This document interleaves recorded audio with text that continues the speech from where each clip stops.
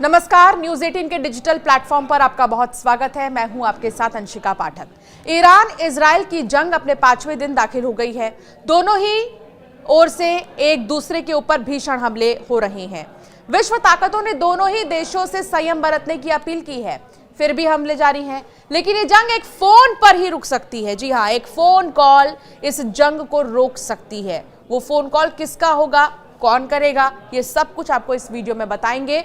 एक phone call कैसे इस जंग को रोक सकती है। ईरानी विदेश मंत्री अब्बास अराक्ची ने सोमवार को कहा है कि अमेरिका सिर्फ एक फोन कॉल से इस्लामी गणराज्य पर इजराइल के हमलों को रोक सकता है।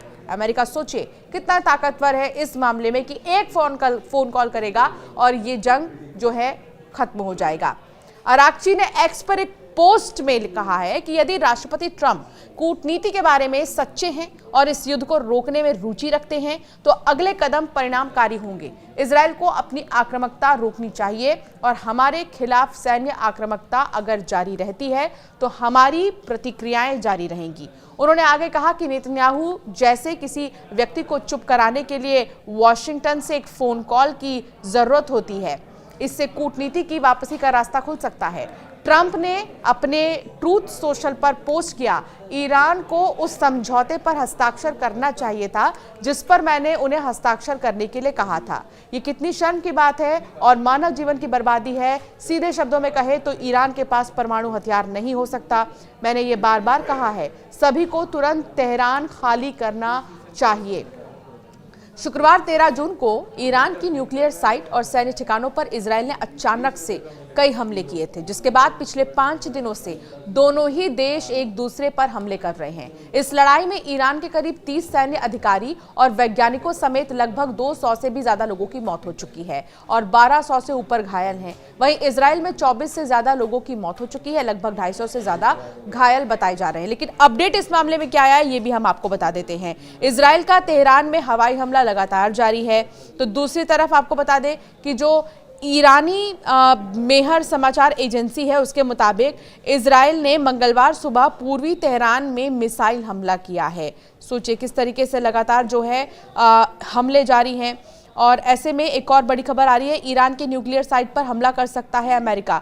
रिपोर्ट ये बता रहे हैं कि ईरान के न्यूक्लियर साइट पर हमला कर सकता है अमेरिका। अब सवाल ये है कि वॉशिंगटन से जिस कॉल की उम्मीद जो है अब्बास अराक्ची कर रहे हैं, क्या वो कॉल आएगी? तो दूसरी तरफ ये रिपोर्ट जो कह रही है कि ईरान के न्यूक्लियर साइट पर अमेरिका हमला कर सकता है, तो क्या ये युद्ध को और भी ज्यादा बढ़ाएगा?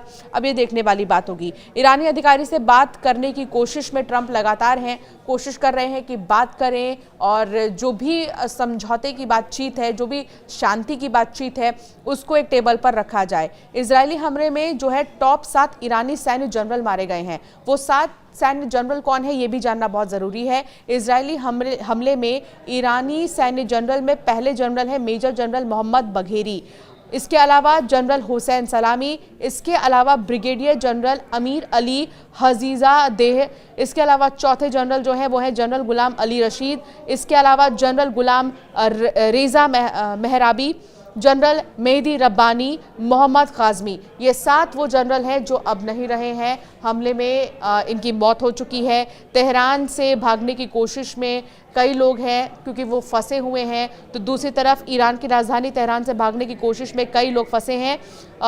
कुछ रिपोर्ट्स और कुछ जो न्यूज़ एजेंसीज हैं वो ये कह रही हैं कि ईरानी हवाई क्षेत्र बंद होने और टैक्सी ना मिलने के कारण लोग सीमा तक नहीं पहुंच पा रहे हैं। तो दूसरी तरफ जो भी लोग फंसे हुए हैं उन्हें वापस लाने की जो कोशिश है वो भारतीय की तरफ से भी की जा रही है। ईरान इजराइल में चल रहे संघर्ष को देखते हुए भारतीय विदेश मंत्रालय ने 24/7 कंट्रोल रूम बनाया है। कंट्रोल रूम ने संपर्क करने के लिए कुछ नंबर्स भी शेयर किए हैं। उन नंबर्स को आप तक हम पहुंचाते हैं। टोल फ्री नंबर जो है शेयर किया गया है जो कि 1800118797। ये टोल फ्री नंबर जो है विदेश मंत्रालय की तरफ से शेयर किया गया है। ईरान ईरान इजराइल के संघर्ष को लेकर मिनिस्ट्री ऑफ एक्सटर्नल अफेयर्स ने कंट्रोल रूम बनाया है और भारतीय विदेश मंत्रालय ने 24/7 जो कंट्रोल रूम है वो बनाया है। कुछ और जो मेल आईडीज हैं वो शेयर किए गए हैं, जिनका मेल हम आपको बताते हैं इस वीडियो के जरिए। situationroom@mea.gov.in ये है मेल आईडी। इसके अलावा ईरान के तेहरान में भारतीय दूतावास ने 24/7 आपातकालीन हेल्पलाइन बनाई है। व्हाट्सएप नंबर इसका जारी किया गया है 9128109115। ये व्हाट्सएप नंबर जो है जारी किया गया है।